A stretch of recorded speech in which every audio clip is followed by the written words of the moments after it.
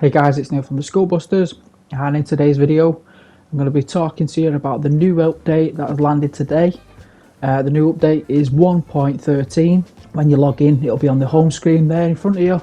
So let's get straight onto it. So it says a new update for Gran Turismo 7 has been released. The following is a list of the main features and adjustments introduced.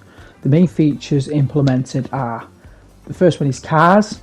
There is 3 new cars that have been added. The Subaru BRZ GT300 and the Subaru BRZ S. Now these two are available to buy through Brand Central.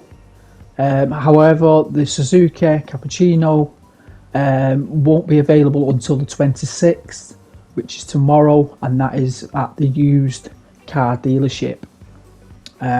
So they're available now, apart from the Suzuki. And then it goes on to tracks. There's a new Spa 24-hour layout has been added. I'll show you a bit more on that in a minute. World Circuits. The following 3 events have been added at Spa: European Sunday Cup 500, Japanese Clubman Cup 550, World Touring Car 800. Also added Escapes. We've added quite a few more pictures in there for Escapes, so be sure to check them out. Then it moves on to other improvements and adjustments. Title screen. Topic news is now shown in the center of the screen. Used car dealership has a new label, so in other words, when new cars have been added, you'll see a little symbol that says new. I think that should be good. And obviously the Suzuki Cappuccino, which goes on sale in the used dealership on the 26th, will have the word hot next to the car, which is also good. Legendary car dealership will also have the new stock label as well. That's good. Garage, it says wide body is now displayed on all cars in your garage that have been modified with a wide body. An engine startup sound now plays when changing cars in your garage. The racing screen for races with time limits moved the remaining time display to the center of the screen and adjusted the design. Rival Cars AI adjusted the driving line of rival cars at the Nürburgring.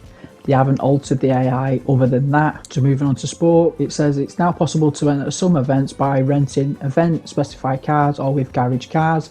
Videos are now played before the finals of the Nation Cup and the Manufacturers Cup. And it says the following information is now displayed on the event screen before each race: is the tyre wear rate, fuel consumption rate, temperature, start type, required tyres only displayed if set, required pit stop again if set. A racing etiquette video is now played when entering sport mode for the first time. This video introduces important driving recommendations for completing in races. Added a race detail screen to the following information can be checked from the race details icon on the right of the race entry screen.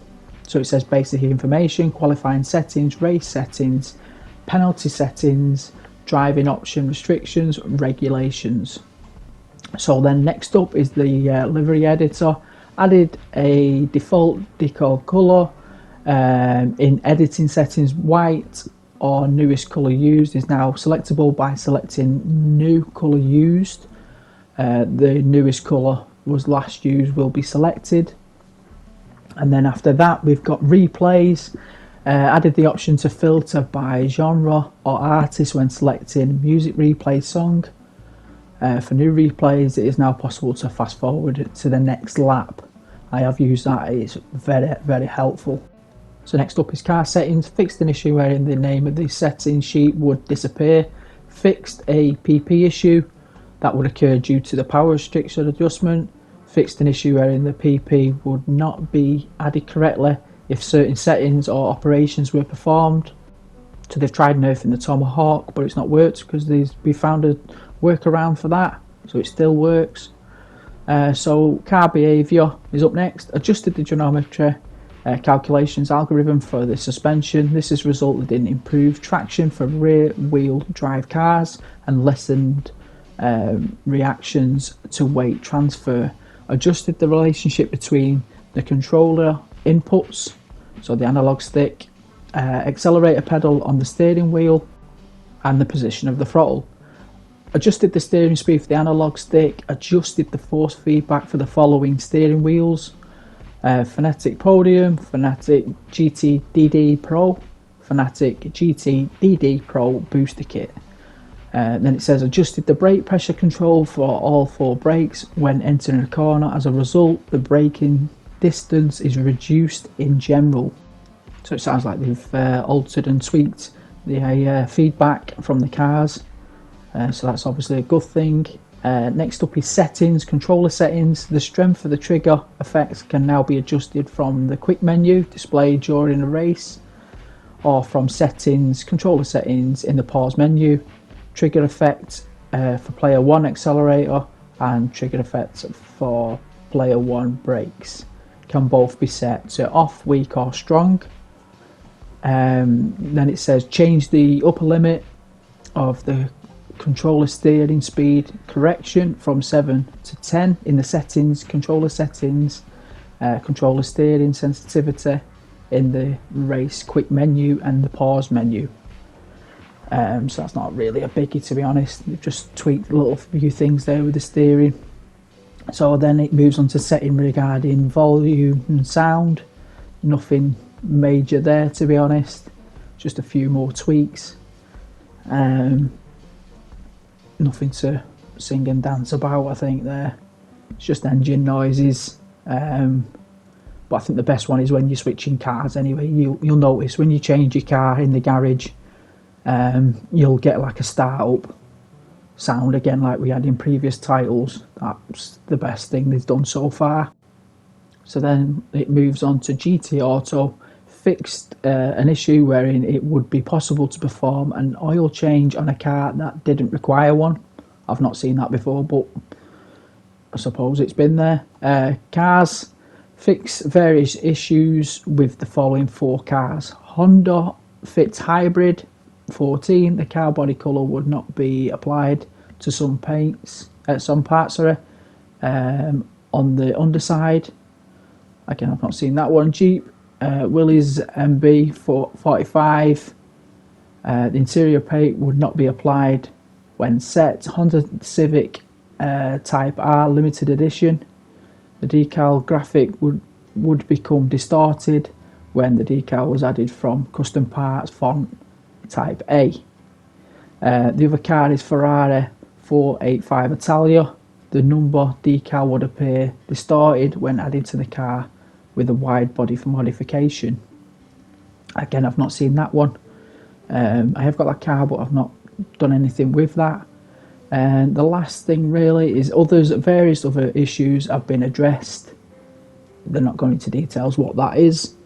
And then it just says, thank you for your continued support and please continue to enjoy Gran Turismo 7. So in theory, what we've got is 3 new races, 3 new cars and a new track layout, and a few tweaks to the feedback from the car itself when racing. I have done a race and I have noticed a difference. How much of a difference, I'm not too sure just yet. So if you go to Brand Central, come to Subaru, you'll see the 2 new cars that you can purchase. One being Subaru BRZS. It's on there, 32,000, just over. It's quite cheap. Bought it anyway, just to show you guys. The other being the BRZ GT300, so Group 3, and it's on there for 450k. Now this is a good car. I did take it round the new layout of Spa, which I'll show you in a second, and it felt pretty good. I have got quite a few Group 3 cars. I'd say this is one of the better ones, I'd say, up to now, but I don't know whether that's because of the tweak they've changed to the feedback of all cars, so I don't know if it's that. We won't know just yet. So let's look at the track itself. So if you come to World Circuits, go to the top to Spa, there you will see the 3 new events. And the first one being the European Sunday Cup 500. Next up is the Japanese Clubman 550. The rewards aren't that great, but it's not too bad. The beast and the bigger is the World Touring Car 800, and it's on there for £1 million. So this is our first race that we can win £1 million credits, so that's pretty good. As I said to you about the new layout, you can see there it says 24-hour layout next to the full course, and nothing's changed. It's still the same Spa layout as the full course, as you can see, other than the fact it says 24-hour layout. Now that means to me that are we going to get endurance races soon? I hope so. So as I mentioned earlier, there's 2 new lots of escapes have been added, so it's just a load of new photographs ready to use as and when, and they look pretty cool. I've not gone through all of them, I've just quickly cycled through so that you can see for yourselves. So that's pretty much it really for the update. I wouldn't say it's big in what I was expecting. I was expecting quite a big update with a bit more content, if I'm being quite honest. But still, it's new cars, new races, a new layout. It gives us quite a few clues and hints where we're going to be going next, hopefully. Like I said, endurance racing. So yeah, it's a good sign. It's a good improvement. So yeah, thanks for watching, guys. I hope this video's helped. If it has, don't forget to like, don't forget to subscribe. Thanks for watching. See you next time.